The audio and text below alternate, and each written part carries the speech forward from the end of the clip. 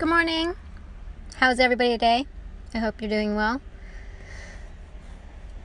I'm going to talk about abundance and therefore the lack of abundance, and the abundance that is all around us waiting to come in for us can be limited by our beliefs that we hold around money. Money is the root of all evil.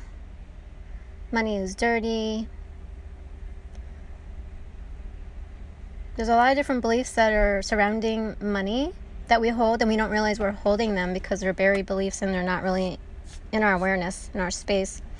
And sometimes we could pick them up from different times throughout our life. It could be old past lifetimes. It could be this lifetime. Something that you experienced when you were a child, and then you're continuing to hold on to and live that out because of that belief. You're in that belief, or you've taken somebody else's perception on as your own, which is a false belief or a false perception.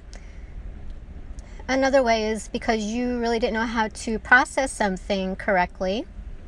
You didn't have the awareness, so you processed it the best way that you possibly could in that situation or scenario. So I'm going to give you an example, one of mine,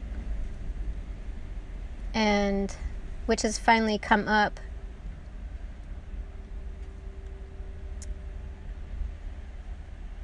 And so it all ties in. Some of my past lives, I was a nun, and I had taken oaths in past lives, a creed, the belief that money equals suffering, that the suffering isn't worth it. And there were a couple other beliefs around that system as well. And in this lifetime, there's a belief from a childhood experience where my mother wasn't able to support us, and so we were poor. We were in lack of. However, we're never really in lack. It just appears that way. So what appears is not always true. Because we can only process what's on the physical level and not beyond, we tend to take in what is on the physical versus what's not. So when I was young and my mom was unable to support us and needed to get financial help, and we were receiving help from different things, food banks, the system, food stamps, and not having new stuff. We always were getting used stuff. And as a child, I didn't understand that. Everybody else was getting new stuff, and I was getting used stuff. But what I didn't see as a child was that was the universe's way, Source's way of helping support us through that time. It was through other people through which Source was working through to bring us what we needed to get us by. But as a child, I didn't process it that way.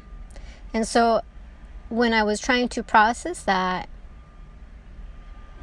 and understand, there was the attachment of the emotion embarrassment,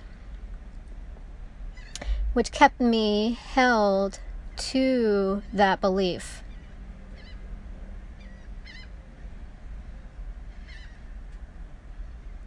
So when we have a situation that includes an attachment to something, whether it's an emotion, thought, belief, a traumatic experience, a splitting off, any of those will keep us attached to a certain situation where we're not able to really process it until later time in life. And so when that resurfaces, you're able to see and look at it and then reprocess it. So instead of having the dualities, the negative perception of that situation when we were poor and receiving help because we were unable to, which is a limitation, and switching that around to being supported by the universe and source,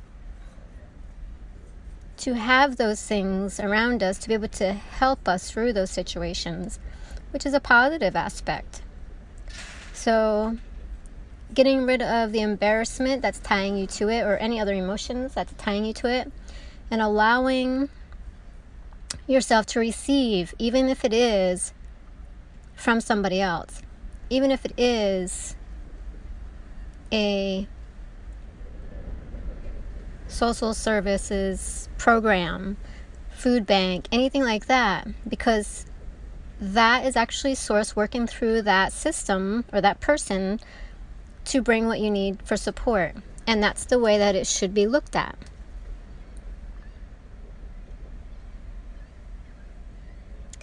Because changing your perception will either continue to depends on what perception you want to take, the positive or the negative. So if you go from the negative to the positive, you're allowing yourself to be open to receive. And you might find that things are going to start flowing very easily, more quickly, into abundance. So check out what your beliefs are, your emotions towards certain situations in your lifetime, and shift them to a positive, release them or heal them.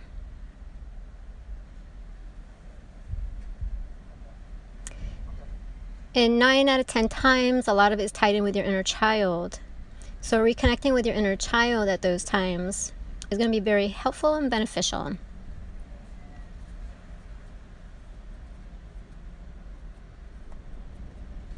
So I hope you guys have a great day. I hope that was helpful. And happy journeys.